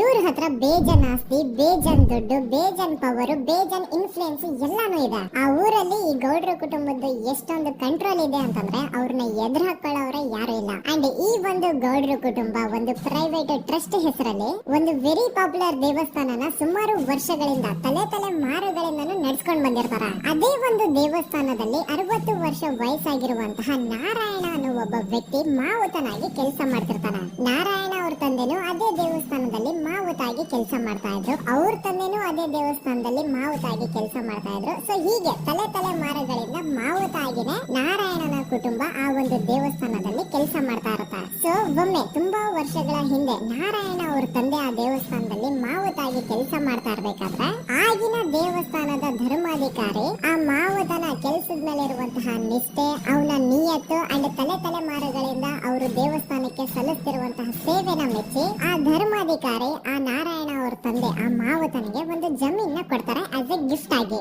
ಸೊ ಈಗ ಫ್ಲಾಶ್ ಬ್ಯಾಕ್ ಇಂದ ಒಂದ್ ಸ್ವಲ್ಪ ಮುಂದೆ ಬರುವ 2010-11ರಲ್ಲಿ ಯಾವೊಂದು ಜಮೀನ ಆಗಿನ ಧರ್ಮಾಧಿಕಾರಿ ನಾರಾಯಣ ಅವ್ರ ತಂದೆಗೆ ಆಸ್ ಎ ಗಿಫ್ಟ್ ಆಗಿ ಕೊಟ್ಟಿದ್ರು, ಈಗ ನಾರಾಯಣ ಅವ್ರ ತಂದೆ ಸತ್ತು ಹೋಗಿ ಆ ಒಂದು ಜಮೀನು ನಾರಾಯಣ ಹೆಸರಿಗೆ ಆಗಿರುತ್ತೆ. ಅಂಡ್ ಆಗಷ್ಟೇ ಗೊತ್ತಾಗುತ್ತೆ ಆ ಜಮೀನ ವೆರಿ ಆಪೋಸಿಟ್ ಒಂದು ದೊಡ್ಡ ಹೈವೇ ಬರ್ತಿದೆ ಅಂಡ್ ಅದರಿಂದ ಜಮೀನ ರೇಟ್ 10 ಪಟ್ಟು ಜಾಸ್ತಿ ಆಗುತ್ತೆ ಅಂತ. ಸೊ ಈ ವಿಷಯ ಗೊತ್ತಾಗಿ ನೋಡಿ, ದಾನ ಮಾಡದಂತಹ ಧರ್ಮಾಧಿಕಾರಿ ಅಂತೂ ಸತ್ತು ಹೋದ್ರು, ಆದ್ರೆ ಅವ್ರ ಮುಂದಿನ ಪೀಳಿಗೆ ಅವ್ರಿಗೆ ಈ ಜಮೀನ್ ಮೇಲೆ ಕಣ್ಬಿದ್ದು ನಾರಾಯಣ ಅವ್ರ ಹತ್ರ ಆ ಜಾಗನ ವಾಪಸ್ ಕೇಳ್ತಾರ. ಆದ್ರೆ ನಾರಾಯಣ ಕೊಡಲ್ಲ. ಇಲ್ಲ, ನಾನ್ ಯಾಕೆ ಕೊಡ್ಲಿ, ನಮ್ ತಂದೆಯಿಂದ ಸಿಕ್ಕಿರುವಂತಹ ಜಮೀನ್ ಇದು, ನಮ್ ತಂದೆಯ ಕೊನೆ ಗುರುತು ಇದು ನನ್ನ ಹತ್ರ ಇರೋದು. ಸೊ ಇದನ್ನ ನಾನ್ ಯಾವ್ದೇ ಕಾರಣಕ್ಕೂ ಬಿಟ್ಕೊಡಲ್ಲ ಅಂತ ಆ ಗೌಡ್ರ ಕುಟುಂಬನ ನಾರಾಯಣ ಎದುರು ಹಾಕೋತಾರ. ಆಗ ಗೌಡ್ರ ಕುಟುಂಬದವ್ರಿಗೆ ಕೋಪ ಬಂದು ಅವ್ರೇನ್ ಮಾಡ್ತಾರೆ ಅಂದ್ರೆ ನಾರಾಯಣ ಮನೆಗೆ ನೀರಿನ ಸಪ್ಲೈ ಇರುತ್ತಲ್ವಾ ಅದನ್ನ ಬಂದ್ ಮಾಡ್ತಾರ, ಎಲೆಕ್ಟ್ರಿಸಿಟಿ ಸಪ್ಲೈನು ಕಟ್ ಆಫ್ ಮಾಡ್ತಾರ, ಊರಲ್ಲಿರುವಂತಹ ಎಲ್ಲಾ ಚರಂಡಿಗಳನ್ನ ಕ್ಲೀನ್ ಮಾಡಿ ಆ ಕಸ ಏನಿರುತ್ತೋ ಅದನ್ನ ತಂದು ನಾರಾಯಣ ಮನೆ ಮುಂದೆ ಹಾಕ್ತಾರ. ಇಷ್ಟೇ ಅಲ್ಲ, ನಾರಾಯಣ ಅವ್ರ ಹೆಂಡತಿ ಮಕ್ಕಳು ಎಲ್ಲಾದ್ರೂ ಆಚೆ ಹೋಗ್ತಾ ಬರ್ತಾ ಇದ್ರೆ ಅವ್ರನ್ನ ಕೆಟ್ಟದಾಗಿ ಬೈಯೋದು, ಹೊಡ್ಕೊಳ್ಳೋದು, ಬಡ್ಕೊಳ್ಳೋದೆಲ್ಲ ಮಾಡ್ತಿರ್ತಾರ. ಇಷ್ಟೆಲ್ಲ ಆಗ್ತಾ ಇದ್ರು ಸ್ಟಿಲ್ ನಾರಾಯಣ ಮಾತ್ರ ಆ ಜಾಗನ ಬಿಟ್ಕೊಡಲ್ಲ. ಆ ಜಾಗದಗೋಸ್ಕರ ನೀನ್ ಬೇಕಿದ್ರೆ ಇದನ್ನೆಲ್ಲ ಸಹಿಸ್ಕೊಂಡಿರಪ್ಪ, ನಮ್ ಕೈಲಂತೂ ಆಗಲ್ಲ ಅಂತ ನಾರಾಯಣನ ಹೆಂಡತಿ ಮಕ್ಕಳು ಅವನ್ನ ಬಿಟ್ಟು ಬೇರೆ ಊರಿಗೆ ಹೋಗ್ಬಿಡ್ತಾರ. ಈಗ ಮನೆಯಲ್ಲಿ ನಾರಾಯಣ ಅಂಡ್ 45 ವರ್ಷ ವಯಸ್ಸಿರುವಂತಹ ನಾರಾಯಣ ಅವ್ರ ತಂಗಿ ಯಮುನಾ ಅವ್ರು ಮಾತ್ರ ಇಬ್ಬರೇ ಇರ್ತಾ ಇದ್ರು. ಸೊ ಒಂದೊಳ್ಳೆ ಅವಕಾಶ ನೋಡ್ಕೊಂಡು 21 ಸೆಪ್ಟೆಂಬರ್ 2012 ಮನೆಯಲ್ಲಿ ನಾರಾಯಣ ಹಾಗೂ ಯಮುನಾ ಇರ್ಬೇಕಾದ್ರೆ ಯಾರೋ ಮನೆ ಒಳಗಡೆ ನುಗ್ಗಿ ನಾರಾಯಣನ್ಗೆ ಹೊಡೆದು ಯಮುನಾಗೂ ಸಹ ಹೊಡೆದು ನಂತರ ಅವಳು ಮಾಡಿ ದೆನ್ ನಾರಾಯಣ ಹಾಗೂ ಯಮುನನ ತಲೆನ ಒಂದು ರುಬ್ಬಗುಂಡಿಂದ ಚಚ್ಚಿ ಸಾಯಿಸ್ಬಿಡ್ತಾರ. ಈ ಕೊಲೆ ಆಗಿದ್ದು ಕಳ್ಳತನಗೋಸ್ಕರ ಅಂತ ಪೊಲೀಸ್ ಅವರು ತಮ್ಮ ರಿಪೋರ್ಟ್ ಅಲ್ಲಿ ಬರೀತಾರ. ಆದ್ರೆ ಪಾಯಿಂಟ್ ಏನ್ ಗೊತ್ತಾ, ಆ ಮನೇಲಿ ಒಂದ್ ಸ್ವಲ್ಪನೂ ಹಣ ಆಗ್ಲಿ ಅಥವಾ ಬಂಗಾರ ಆಗ್ಲಿ ಕಳ್ಳತನ ಆಗಿರಲ್ಲ. ಕಳ್ಳತನ ಆಗಿರೋದು ಕೇವಲ ಆ ಮೇನ್ ರೋಡ್ ಅಲ್ಲಿ ಇದ್ದಂತಹ ಪ್ರಾಪರ್ಟಿ ಪೇಪರ್ಸ್. ಎಂತ ಕೋಇನ್ಸಿಡೆನ್ಸ್ ನೋಡಿ, ಯಾವ ಒಂದು ಜಮೀನಿನ ಪತ್ರ ನಾರಾಯಣ ಮನೆಯಿಂದ ಕಳ್ಳತನ ಆಗಿದ್ವೋ ಅದೇ ಒಂದು ಜಮೀನಲ್ಲಿ 10 ವರ್ಷ ಆದ ನಂತರ ಒಂದು ದೊಡ್ಡ ಹೋಟೆಲ್ ಸ್ಥಾಪನೆ ಆಗುತ್ತೆ ಅಂಡ್ ಆ ಹೋಟೆಲ್ ನ ಇನಾಗ್ರೇಷನ್ ಗೆ ಚಿಕ್ಕ ಗೌಡ್ರು ಬರ್ತಾರ. ಸೊ ಈಗೇನು ನಾರಾಯಣ ಹಾಗೂ ಯಮುನನ ಕೊಲೆ ಆಗಿದ್ಯೋ ಇದಾಗಿದ್ದು 20 ದಿನ ಆದ್ಮೇಲೆ ಸೌಜನ್ಯ ಜೊತೆ ಅಂತ ನಿರ್ದಯ ಘಟನೆ ಆಗಿದ್ದು. ಸೊ ಪೊಲೀಸ್ ಅವರು ಸೌಜನ್ಯ ಕೇಸ್ ಅಲ್ಲಿ ಸಂತೋಷ್ ರಾವ್ನ ಫಿಟ್ ಮಾಡೋದಲ್ಲದೆ ಈ ಒಂದು ನಾರಾಯಣ ಹಾಗೂ ಯಮುನಾ ಕೇಸ್ ಅಲ್ಲೂ ಸಹ ಸಂತೋಷ್ ರಾವ್ನೆ ಫಿಟ್ ಮಾಡಿರ್ತಾರ. ಇಲ್ಲಿ ಡೇಟ್ಸ್ ನ ಸ್ವಲ್ಪ ನೆನ್ಪಿಟ್ಕೊಳ್ಳಿ. ನಾರಾಯಣ ಹಾಗೂ ಯಮುನನ ಕೊಲೆ ಆಗಿದ್ದು 21 ಸೆಪ್ಟೆಂಬರ್ 2012 ಅಂಡ್ ಸಂತೋಷ್ ರಾವ್ ಧರ್ಮಸ್ಥಳಕ್ಕೆ ಬಂದಿದ್ದು 9 ಅಕ್ಟೋಬರ್ 2012, 20 ದಿನ ಆದ್ಮೇಲೆ. ಸೊ ನಾರಾಯಣ ಹಾಗೂ ಯಮುನನ ಕೊಲೆ ಆದಾಗ ಊರಲ್ಲೇ ಇಲ್ಲದೆ ಎಲ್ಲೋ ಶೃಂಗೇರಿಯಲ್ಲಿ ಯಾವುದೋ ಒಂದು ಹೋಟೆಲ್ ಅಲ್ಲಿ ಕೆಲಸ ಮಾಡ್ತಿದ್ದಂತಹ ಸಂತೋಷ್ ರಾವ್ ಹೇಗೆ ಈ ಒಂದು ಕೇಸಲ್ಲಿ ಆರೋಪಿ ಆಗ್ತಾನೆ? ಸೊ ಇದೇ ಒಂದು ಪಾಯಿಂಟ್ ನ ನೋಟಿಸ್ ಮಾಡಿ ಗಿರೀಶ್ ಮುಟ್ಟಣ್ಣನವರು ಧರ್ಮಸ್ಥಳಕ್ಕೆ ಬಂದು ಸಂತೋಷ್ ನ ಲಾಯರ್ ಜೊತೆ ಡಿಸ್ಕಸ್ ಮಾಡ್ತಾರ. ದೆನ್ ಫೈನಲಿ ಏನು ತಪ್ಪು ಮಾಡದೆ ಸುಳ್ಳು ಆರೋಪಗಳಿಂದ ಕರಪ್ಟ್ ಪೊಲೀಸ್ ಆಫೀಸರ್ಸ್ ನ ಮಿಸ್ಲೀಡಿಂಗ್ ಇನ್ವೆಸ್ಟಿಗೇಷನ್ ಇಂದ ಸಂತೋಷ್ ರಾವ್ ತನ್ನ ಜೀವನದ 8-10 ವರ್ಷನ ಜೈಲಲ್ಲಿ ಕಳೆದು ಫೈನಲಿ ರಿಲೀಸ್ ಆಗ್ತಾನೆ. ಒಂಥರ ಈ ಕೇಸ್ ಇಂದ ಸಂತೋಷ್ ರಾವ್ನ ಇಡೀ ಲೈಫ್ ಸ್ಪಾಯ್ಲ್ ಆಗೋಯ್ತು. ಈಗ ಸಂತೋಷ್ ರಾವ್ ರಿಯಲ್ ಆರೋಪಿ ಅಲ್ಲ ಅಂತ ಕೋರ್ಟ್ ಅಲ್ಲಿ ಪ್ರೂವ್ ಆಯ್ತು. ಹಾಗಿದ್ರೆ ರಿಯಲ್ ಆರೋಪಿ ಯಾರು? ಪೊಲೀಸ್ ಅವರು ಯಾಕೆ ಕೇಸಲ್ಲಿ ಇಷ್ಟೊಂದು ಅನ್ಫೇರ್ ಇನ್ವೆಸ್ಟಿಗೇಷನ್ ಮಾಡಿದ್ರು? ಯಾರ ರಿಯಲ್ ಹೆಸರನ್ನ ಮುಚ್ಚಿಡ್ಲಿಕ್ಕೆ ಪೊಲೀಸ್ ಆಫೀಸರ್ಸ್ ಈ ಒಂದು ಕೇಸಲ್ಲಿ ಸಂತೋಷ್ ರಾವ್ನ ಸಿಗ್ಹಾಕ್ಸಿದ್ರು? ಇದೆಲ್ಲ ಥಿಂಕ್ ಮಾಡ್ತಾ ಹೋದ್ರೆ ನೋಡಿ, ಆ ಊರಲ್ಲಿ ಆ ಪೊಲೀಸ್ ಆಫೀಸರ್ಸ್ ಗೆ ಲಂಚ ಕೊಡೋಷ್ಟು, ಒಂದು ಪೊಲೀಸ್ ಇನ್ವೆಸ್ಟಿಗೇಷನ್ ನ ಸ್ಟಾಪ್ ಮಾಡೋಷ್ಟು ಅಥವಾ ಇನ್ವೆಸ್ಟಿಗೇಷನ್ ನ ಮಿಸ್ಲೀಡ್ ಮಾಡೋಷ್ಟು ಇನ್ಫ್ಲೂಯೆನ್ಸ್ ಆಗ್ಲಿ, ಪವರ್ ಆಗ್ಲಿ ಅಥವಾ ಮನಿ ಆಗ್ಲಿ ಊರಿನ ಗೌಡ್ರ ಹತ್ರ ಮಾತ್ರ ಇದ್ದಿದ್ದು. ಸೊ ಈಗ ಸಂಶಯದ ಮುಳ್ಳು ಗೌಡ್ರ ಕಡೆ ತಿರುಗುತ್ತಾ ನೋಡಿ. ಪೊಲೀಸ್ ಅವರು ಸುಮ್ನೆ ಸಂತೋಷ್ ರಾವ್ನ ನಾರಾಯಣ ಹಾಗೂ ಯಮುನಾ ಕೇಸಲ್ಲಿ ಫಿಟ್ ಮಾಡಿದ್ರು. ಈಗ ಆ ಒಂದು ಕೊಲೆ ಪ್ರಕರಣಕ್ಕೂ ಸಂತೋಷ್ ರಾವ್ಗೂ ಏನು ಸಂಬಂಧನೇ ಇರ್ಲಿಲ್ಲ. ಹಾಗೆ ಥಿಂಕ್ ಮಾಡಿ, ನಾರಾಯಣ ಸತ್ರೆ ಅಥವಾ ಅವನ ತಂಗಿ ಯಮುನಾ ಸತ್ರೆ ಯಾರಿಗೆ ಅಡ್ವಾಂಟೇಜ್ ಆಗುತ್ತೆ? ಊರಿನ ಗೌಡ್ರಿಗೆ, ಯಾಕಂದ್ರೆ ಅವ್ರಿಗೆ ಜಮೀನ್ ಸಿಗುತ್ತಾ. ಸೊ ಈಗ ನಾರಾಯಣ ಹಾಗೂ ಯಮುನಾ ಕೇಸಲ್ಲಿ ಸಂತೋಷ್ ರಾವ್ ಆರೋಪಿ ಅಲ್ಲ ಅಂತ ಪ್ರೂವ್ ಆದ್ಮೇಲೆ ಹಾಗಿದ್ರೆ ಆ ಕೊಲೆ ಮಾಡಿದವರು ಯಾರು ಅಂತ ಹಾಗೆ ಥಿಂಕ್ ಮಾಡಿದ್ರೆ ಗಿರೀಶ್ ಮುಟ್ಟಣ್ಣನವರಿಗೆ ಆ ಊರಿನ ಗೌಡ್ರ ಮೇಲೆ ಡೌಟ್ ಬರುತ್ತೆ. ಅದೇ ಒಂದು ಡೌಟ್ ಅಲ್ಲಿ ಗಿರೀಶ್ ಮುಟ್ಟಣ್ಣನವರು ಮಹೇಶ್ ತಿಮ್ರೊಡ್ಡಿ ಅಂತ ಇನ್ನೊಬ್ಬರ ಜೊತೆ ಸೇರ್ಕೊಂಡು ಈ ಹಿಂದೆ ಆ ಒಂದು ಊರಲ್ಲಿ ಆ ಧರ್ಮಸ್ಥಳದಲ್ಲಿ ಈ ಊರಿನ ಗೌಡ್ರು ಯಾವ್ಯಾವ್ದೆಲ್ಲ ಕ್ರೈಮ್ಗಳು ಮಾಡಿದ್ದಾರೆ ಅಂತ ಊರಿನ ಜನರಿಂದ ತಿಳ್ಕೊತಾರ. ನಂತರ ಆ ಊರಿನ ಜನ ಯಾವ್ಯಾವ್ದೆಲ್ಲ ಮ್ಯಾಟರ್ಸ್ ಹೇಳಿದ್ರು ಆ ಕೇಸ್ ಫೈಲ್ಸ್ ನೆಲ್ಲ ತಿರುಗಿಸಿ ಮುರುಗಿಸಿ ನೋಡಿದಾಗ ನೀವು ನಂಬಲ್ಲ, ಸೌಜನ್ಯ ಕೇಸ್ ಏನೇನು ಅಲ್ಲ, ಅದಕ್ಕಿಂತ ಭೀಕರ ಕೊಲೆಗಳು ಧರ್ಮಸ್ಥಳದಲ್ಲಿ ಆಗಿವೆ. ಅಂಡ್ ಎಲ್ಲಾ ಕೊಲೆಗಳ ಹಿಂದೆ ಗೌಡ್ರ ಕುಟುಂಬದ ಕೈ ಇದೆ ಅಂತ ಎದ್ದು ಕಾಣಿಸುತ್ತೆ. 1977 ವೇದಾವಲ್ಲಿ ಕೇಸ್. ಧರ್ಮಸ್ಥಳ ಹತ್ತಿರ SDM ಪ್ರೈಮರಿ ಅಂಡ್ ಹೈಸ್ಕೂಲ್ ಅಂತ ಒಂದು ಸ್ಕೂಲ್ ಇರುತ್ತೆ. ಅಂಡ್ ಈ ಒಂದು ಪ್ರೈವೇಟ್ ಸ್ಕೂಲ್ ಬೇರೆ ಯಾರ್ದು ಅಲ್ಲ, ಆ ಗೌಡ್ರ ಕುಟುಂಬದ. ಈ ಸ್ಕೂಲ್ ಅಲ್ಲಿ 1977 ಅಲ್ಲಿ ವೇದಾವಲ್ಲಿ ಅಂತ ಒಬ್ರು ಟೀಚರ್ ವರ್ಕ್ ಮಾಡ್ತಿರ್ತಾರೆ. ವೇದಾವಲ್ಲಿ ಆ ಟೀಚರ್ ಜಾಬ್ ಗೆ ತುಂಬಾನೇ ಓವರ್ ಕ್ವಾಲಿಫೈಡ್. ಅವರ ಕ್ವಾಲಿಫಿಕೇಶನ್ಸ್ ನ ಗಮನದಲ್ಲಿ ಇಟ್ಕೊಂಡ್ರೆ ಅವ್ರಿಗೆ HM ಅಥವಾ ಪ್ರಿನ್ಸಿಪಲ್ ನ ಪೋಸ್ಟ್ ಸಿಗ್ಬೇಕು. ಆದ್ರೂ ಸಹ ವೇದಾವಲ್ಲಿ ಆಸ್ ಎ ಟೀಚರ್ ಆಗಿನೇ ಕೆಲಸ ಮಾಡ್ಕೊಂಡು ಹೋಗ್ತಿರ್ತಾರೆ. ಒಮ್ಮೆ ಏನಾಗುತ್ತೆ, ಸ್ಕೂಲ್ ಅಲ್ಲಿ ಪ್ರಿನ್ಸಿಪಲ್ ನ ಪೋಸ್ಟ್ ಖಾಲಿ ಆಗುತ್ತೆ. ಅಂಡ್ ಆ ಒಂದು ಪೋಸ್ಟ್ ಗೆ ಎಲ್ಲರೂ ಏನ್ ಅನ್ಕೊಳ್ತಾರೆ, ವೇದಾವಲ್ಲಿನೇ ಸೆಲೆಕ್ಟ್ ಮಾಡೋದು ಅಂತ. ಆದ್ರೆ ವೇದಾವಲ್ಲಿಯ ಕ್ಯಾಸ್ಟ್ ಬೇರೆ ಇದೆ ಅನ್ನೋ ಒಂದೇ ಒಂದು ಕಾರಣಕ್ಕೆ ಆ ಪ್ರಿನ್ಸಿಪಲ್ ನ ಪೋಸ್ಟ್ ವೇದಾವಲ್ಲಿಗೆ ಸಿಗದೆ ಬೇರೆ ಯಾರನ್ನೋ ತಂದು ಕೂರಿಸ್ಬಿಟ್ಟಿರ್ತಾರೆ. ಇದರಿಂದ ಟೀಚರ್ ವೇದಾವಲ್ಲಿಗೆ ತುಂಬಾ ಕೋಪ ಬಂದು ಅವ್ರ ಸ್ಕೂಲ್ ಮುಂದೆ ಪ್ರೊಟೆಸ್ಟ್ ಮಾಡಕ್ ಸ್ಟಾರ್ಟ್ ಮಾಡ್ತಾರೆ. ಅಂಡ್ ಈ ವಿಷಯ ಸ್ಕೂಲ್ ನ ಓನರ್ಸ್ ಗೆ ಇಷ್ಟ ಆಗಲ್ಲ. ಸೊ ಅವರು ಆ ಕೋಪನ ಹಾಗೆ ಮನ್ಸಲ್ಲಿ ಇಟ್ಕೊಂಡಿರ್ತಾರೆ. ಒಮ್ಮೆ ಏನಾಗುತ್ತೆ, ಸ್ಕೂಲ್ ರಜೆ ಇರುತ್ತೆ, ವೇದಾವಲ್ಲಿ ಮನೇಲಿ ಇರ್ತಾರೆ. ಅಂಡ್ ಅವ್ರ ಹಸ್ಬೆಂಡ್ ಡಾಕ್ಟರ್ ಅರಳೆ ಅವ್ರಿಗೆ ಯಾವ್ದೋ ಬೇರೆ ಊರಲ್ಲಿ ಒಂದು ಕಾಲೇಜ್ ಅಲ್ಲಿ ಸೆಮಿನಾರ್ ಏನೋ ಇರುತ್ತೆ. ಸೊ ಅವರು ಅಲ್ಲಿಗೆ ಹೋಗಿರ್ತಾರೆ. ಈಗ ಮನೇಲಿ ಇರೋದು ವೇದಾವಲ್ಲಿ ಒಂದೇ. ಇದೇ ಒಂದು ಅವಕಾಶನ ನೋಡ್ಕೊಂಡು ಯಾರೋ ವೇದಾವಲ್ಲಿ ಅವ್ರ ಮನೆಗೆ ನುಗ್ಗಿ ವೇದಾವಲ್ಲಿಗೆ ಹೊಡೆದು ನಂತರ ಅವ್ರನ್ನ ಜೀವಂತವಾಗಿ ಸುಟ್ಬಿಡ್ತಾರೆ. ಸ್ವಲ್ಪ ಹೊತ್ತು ನಂತರ ರಾತ್ರಿ ಆಗ್ತಿದ್ದಂಗೆ ಡಾಕ್ಟರ್ ಅರಳೆ ಅವರು ಮನೆಗೆ ವಾಪಸ್ ಬರ್ತಾರೆ. ಅಂಡ್ ಮನೆ ಒಳಗಡೆ ಬಂದು ನೋಡಿದ್ರೆ ವೇದಾವಲ್ಲಿ ಅವರು ಸತ್ ಹೋಗಿ ಅವರ ಬಾಡಿ ಸುಟ್ಟು ಹೋಗಿ ನೆಲದ ಮೇಲೆ ಬಿದ್ದಿದೆ. ಹೆಂಡತಿನ ಕಳ್ಕೊಂಡಿರುವಂತಹ ದುಃಖನ ಸೈಡ್ಗೆ ಇಟ್ಟು ಡಾಕ್ಟರ್ ಅರಳೆ ಅವರು ಮೊದಲು ಪೊಲೀಸ್ ಸ್ಟೇಷನ್ ಹೋಗ್ಬಿಟ್ಟು ನಮ್ಮ ಮನೆಗೆ ನಾನು ಇಲ್ದೇ ಇರುವಂತಹ ಸಮಯನ ನೋಡ್ಕೊಂಡು ಯಾರೋ ಮನೆ ಒಳಗಡೆ ನುಗ್ಗಿ ನನ್ನ ಹೆಂಡತಿನ ಹೊಡೆದು ನಂತರ ಅವಳನ್ನ ತುಂಬಾ ಭೀಕರವಾಗಿ ಸಾಯಿಸಿದ್ದಾರೆ ಅಂತ ಪೊಲೀಸ್ ಅವ್ರಿಗೆ ರಿಪೋರ್ಟ್ ಕೊಡಕ್ ಹೋದ್ರೆ ಅಲ್ಲಿ ಪೊಲೀಸ್ ಅವರು ಉಲ್ಟಾ ಡಾಕ್ಟರ್ ಅರಳೆ ಮೇಲೆನೆ FIR ಬರೆದು ನೀನೇ ನಿನ್ ಹೆಂಡತಿನ ಸಾಯಿಸಿದ್ಯಾ, ನಾಟಕ ಮಾಡಬೇಡ ಅಂತ ಅವ್ರನ್ನ ಅರೆಸ್ಟ್ ಮಾಡ್ಬಿಡ್ತಾರ. ನಂತರ 2-3 ವರ್ಷ ಜೈಲಲ್ಲೇ ಇದ್ದು ಡಾಕ್ಟರ್ ಅರಳೆ ಅವರು ತಮ್ಮ ಫ್ರೆಂಡ್ಸ್ ಅಂಡ್ ಫ್ಯಾಮಿಲಿ ಮೂಲಕ ಎವಿಡೆನ್ಸ್ ನೆಲ್ಲ ಕಲೆಕ್ಟ್ ಮಾಡಿಸಿ ತಾನ ಕೊಲೆನ ಮಾಡಿಲ್ಲ, ತಾನು ತನ್ನ ಹೆಂಡತಿನ ಸಾಯಿಸಿಲ್ಲ ಅಂತ ಕೋರ್ಟ್ ಅಲ್ಲಿ ಪ್ರೂವ್ ಮಾಡ್ಕೊಂಡು ಜೈಲಿಂದ ರಿಲೀಸ್ ಆಗ್ತಾರ. ಸೊ ಈಗ ಡಾಕ್ಟರ್ ಅರಳೆ ಅವರು ಈ ಒಂದು ಕ್ರೈಮ್ ನ ಮಾಡಿಲ್ಲ ಅಂತಂದ್ರೆ ವೇದಾವಲ್ಲಿನ ಅಷ್ಟು ಭೀಕರವಾಗಿ ಸಾಯಿಸಿದವರು ಯಾರು, ಈ ವಿಷಯ ಇವತ್ತಿನವರೆಗೂ ಗೊತ್ತಾಗಿಲ್ಲ. 1986 ಅಲ್ಲಿ ನಡೆದಂತಹ ಪದ್ಮಲತಾ ಕೇಸ್. ಪದ್ಮಲತಾ ಅವ್ರ ತಂದೆ ಕಮ್ಯುನಿಸ್ಟ್ ಪಾರ್ಟಿನ ಲೀಡರ್ ಇರ್ತಾರೆ. ಅವ್ರ ರಿಯಲ್ ನೇಮ್ ಏನು ಅಂತ ನಮಗ್ ಗೊತ್ತಾಗಿಲ್ಲ, ಬಟ್ ಈ ವಿಡಿಯೋದಲ್ಲಿ ಅವ್ರ ಹೆಸರು ಲಕ್ಷ್ಮಣ್ ಅಂತ ಅನ್ಕೊಳ್ಳಿ. ಸೊ ಕಮ್ಯುನಿಸ್ಟ್ ಪಾರ್ಟಿನ ಲೀಡರ್ ಇರುವಂತಹ ಲಕ್ಷ್ಮಣ್ ಅವ್ರಿಗೆ ಊರಲ್ಲಿ ತುಂಬಾನೇ ಸಪೋರ್ಟ್ ಇರುತ್ತೆ. ಊರಿನ ಜನರ ಫೇವರೇಟ್ ಇರ್ತಾರೆ ಇವರು. ಅಂಡ್ ಅದೇ ವರ್ಷ ಅಂದ್ರೆ 1986 ಅಲ್ಲಿ ಪಂಚಾಯತ್ ಎಲೆಕ್ಷನ್ ಬೇರೆ ಇರುತ್ತೆ. ಅಂಡ್ ಎಲ್ರಿಗೂ ಗೊತ್ತಿತ್ತು ಲಕ್ಷ್ಮಣ ಗೆಲ್ಲೋದು ಅಂತ. ಆ ಪಂಚಾಯತ್ ಎಲೆಕ್ಷನ್ ಅಲ್ಲಿ ಲಕ್ಷ್ಮಣ ಆಪೋಸಿಟ್ ಗೌಡ್ರಿಗೆ ತುಂಬಾ ಬೇಕಾಗಿರೋರು ಒಬ್ರು ನಿಂತಿರ್ತಾರ. ಅಂಡ್ ಅವ್ರಿಗೂ ಗೊತ್ತಿತ್ತು ಎಲೆಕ್ಷನ್ ಏನಾದ್ರು ಆದ್ರೆ ಲಕ್ಷ್ಮಣ ಎಲೆಕ್ಷನ್ ಅಲ್ಲಿ ಗೆಲ್ಲೋದು ಅಂತ. ಸೊ ಎಲ್ಲಿ ಸೋತೋಗ್ಬಿಡ್ತೀವೋ ಅನ್ನೋ ಭಯಕ್ಕೆ ಆ ಗೌಡ್ರು ಕಡೆ ಅವ್ರು ಏನ್ ಮಾಡ್ತಾರೆ, ಲಕ್ಷ್ಮಣ್ನ ಅಪ್ರೋಚ್ ಮಾಡಿ ಮುಚ್ಕೊಂಡು ಈ ಪಂಚಾಯತ್ ಎಲೆಕ್ಷನ್ ಅಲ್ಲಿ ನಿಮ್ ನಾಮಿನೇಷನ್ ನ ಕ್ಯಾನ್ಸಲ್ ಮಾಡು ಅಂತ ವಾರ್ನಿಂಗ್ ಕೊಡ್ತಾರೆ. ಆದ್ರೆ ಲಕ್ಷ್ಮಣ್ ಅವರು ಅಂಜಿದೆ, ನೀವ್ ಏನ್ ಮಾಡ್ತಿರೋ ಮಾಡ್ಕೊಳ್ರಿ, ಆದ್ರೆ ನಾನ್ ಮಾತ್ರ ನಾಮಿನೇಷನ್ ನ ಕ್ಯಾನ್ಸಲ್ ಮಾಡಲ್ಲ ಅಂತ ಆ ಗೌಡ್ರ ಕುಟುಂಬನ ಎದುರು ಹಾಕೋತಾರ. ದೆನ್ ಎಂತ ಕೋಇನ್ಸಿಡೆನ್ಸ್ ನೋಡಿ, ನೆಕ್ಸ್ಟ್ ಡೇನೆ ಲಕ್ಷ್ಮಣ್ ಅವ್ರ ಮಗಳು ಪದ್ಮಲತಾ ಕಿಡ್ನಾಪ್ ಆಗ್ತಾಳ. ಸುಮಾರು 56 ದಿನ ಅವಳನ್ನ ಯಾರೋ ಕಿಡ್ನಾಪ್ ಮಾಡ್ತಾರೆ. ಅಂಡ್ ಆ 56 ದಿನ ಡೈಲಿ ಅವಳನ್ನ ಶೋಷಣೆ ಕೂಡ ಮಾಡ್ತಾರೆ. ನಂತರ 56 ದಿನ ಆದ್ಮೇಲೆ ಪದ್ಮಲತನ ಬಾಡಿ ನೇತ್ರಾವತಿ ನದಿಲಿ ತೇಲ್ತಾ ಸಿಗುತ್ತೆ. ಆಸ್ ಎಕ್ಸ್ಪೆಕ್ಟೆಡ್ ಈ ಕೇಸಲ್ಲೂ ಪೊಲೀಸ್ ಅವ್ರ ಕಡೆಯಿಂದ ಪ್ರಾಪರ್ ಇನ್ವೆಸ್ಟಿಗೇಷನ್ ಆಗಲ್ಲ. ಅಂಡ್ ಯಾರು ಪದ್ಮಲತನ ಕಿಡ್ನಾಪ್ ಮಾಡಿದ್ರು, ಯಾರು ಅವಳನ್ನ 15 ದಿನವರೆಗೂ ಶೋಷಣೆ ಮಾಡಿ ನಂತರ ಅವಳನ್ನ ಅಷ್ಟು ಭೀಕರವಾಗಿ ಸಾಯಿಸಿದ್ರು ಅಂತ ಇವತ್ತಿನ ದಿನದವರೆಗೂ ಗೊತ್ತಾಗಿಲ್ಲ.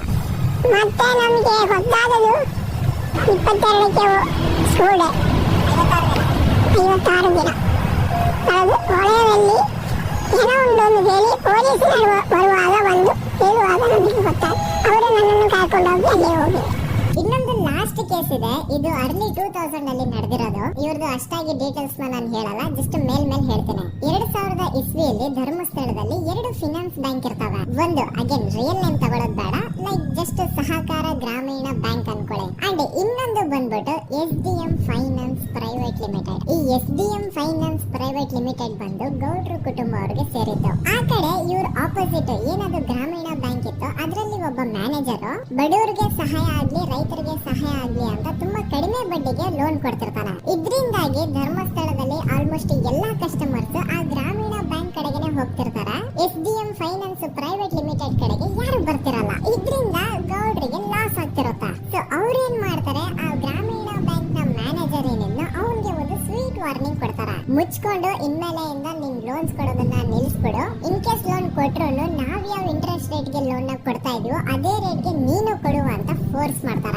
ಆದ್ರೆ ಆ ಗ್ರಾಮೀಣ ಬ್ಯಾಂಕ್ ನ ಮ್ಯಾನೇಜರ್ ಇದ್ಯಾವುದನ್ನ ಕಿವಿಗೆ ಹಾಕೊಳ್ಳಾರ್ದೆ ಅವ್ನ್ ಕೆಲಸ ಅವ್ನ್ ಮಾಡ್ಕೊಂಡು ಹೋಗ್ತಾನೆ. ದೆನ್ ಸಡನ್ಲಿ ಒಂದು ದಿನ ಬ್ಯಾಂಕ್ ಮ್ಯಾನೇಜರ್ ನ ಹೆಂಡತಿನ ಮನೆ ಒಳಗಡೆನೆ ನುಗ್ಗಿ ಯಾರು ಮಾಡಿ ತುಂಬಾ ಭೀಕರವಾಗಿ ಸಾಯಿಸ್ಬಿಡ್ತಾರ. ಇದರ ರಿಗಾರ್ಡಿಂಗ್ ಆ ಬ್ಯಾಂಕ್ ಮ್ಯಾನೇಜರ್ ಪೊಲೀಸ್ ಸ್ಟೇಷನ್ ಅಲ್ಲಿ ಕಂಪ್ಲೇಂಟ್ ಕೊಡಕ್ ಹೋದ್ರೆ ಪೊಲೀಸ್ ಅವರು ಉಲ್ಟಾ ಆ ಬ್ಯಾಂಕ್ ಮ್ಯಾನೇಜರ್ ಹೆಸರಲ್ಲೇ FIR ಬರೆದು ನೀನೇ ನಿನ್ ಹೆಂಡತಿನ ಸಾಯಿಸಿದ್ಯಾ ಅಂತ ಅವನ್ನೇ ಅರೆಸ್ಟ್ ಮಾಡ್ಬಿಡ್ತಾರ. ನಂತರ ಒಂದ್ 2-3 ವರ್ಷ ಆ ಬ್ಯಾಂಕ್ ಮ್ಯಾನೇಜರ್ ಜೈಲಲ್ಲಿ ಇರ್ತಾನೆ. ಅದಾದ್ಮೇಲೆ ಅವನ ಕ್ರೈಮ್ ನ ಮಾಡಿಲ್ಲ ಅಂತ ಕೋರ್ಟ್ ಅಲ್ಲಿ ಪ್ರೂವ್ ಆಗುತ್ತೆ. ಆದ್ರೆ ರಿಯಲ್ ಕ್ರೈಮ್ ಮಾಡಿದವರು ಯಾರು ಅಂತ still it's A question mark. And ಇನ್ನೊಂದು ನಾರಾಯಣ ಅಂಡ್ ಯಮುನಾ ಕೇಸ್ ಬಗ್ಗೆ ಅಂತ ನಾನು ಆಗ್ಲೇ ನಿಮ್ಗೆ ಎಕ್ಸ್ಪ್ಲೇನ್ ಮಾಡಿದೆ. ಸೊ ಎಂತ ಕೋಇನ್ಸಿಡೆನ್ಸ್ ಗಳು ನೋಡಿ, ಯಾರೆಲ್ಲ ಆ ಧರ್ಮಸ್ಥಳದಲ್ಲಿ ಗೌಡ್ರ ಕುಟುಂಬನ ಎದುರಾಕೊಂಡಿದಾರೋ ಅವ್ರ ಜೀವನದಲ್ಲಿ ಏನೋ ಒಂದು ತುಂಬಾ ದೊಡ್ಡ ದುರಂತ ನಡೆದು ಹೋಗುತ್ತೆ. ಅಂಡ್ ಸರ್ಪ್ರೈಸಿಂಗ್ಲಿ ಅವ್ರ ಕೇಸಲ್ಲಿ ಪೊಲೀಸ್ ಅವ್ರ ಕಡೆಯಿಂದ ಪ್ರಾಪರ್ ಇನ್ವೆಸ್ಟಿಗೇಷನ್ ಆಗಲ್ಲ. ಅಂಡ್ ಯಾರು ಆ ಕ್ರೈಮ್ ನ ಮಾಡಿದ್ರು ಅಂತ ಯಾವತ್ತೂ ಹೊರಗ್ ಬರೋದೇ ಇಲ್ಲ. ಸೊ ಈ ಗೌಡ್ರ ಕುಟುಂಬದವರು ಧರ್ಮಸ್ಥಳದಲ್ಲಿ ಬೇಜಾನ್ ಕರ್ಮಕಾಂಡಗಳನ್ನ ಮಾಡಿದ್ದಾರೆ. ಅಂಡ್ ಅವ್ರ ಪವರ್ ಅಂಡ್ ಅವ್ರಿಗಿರುವಂತಹ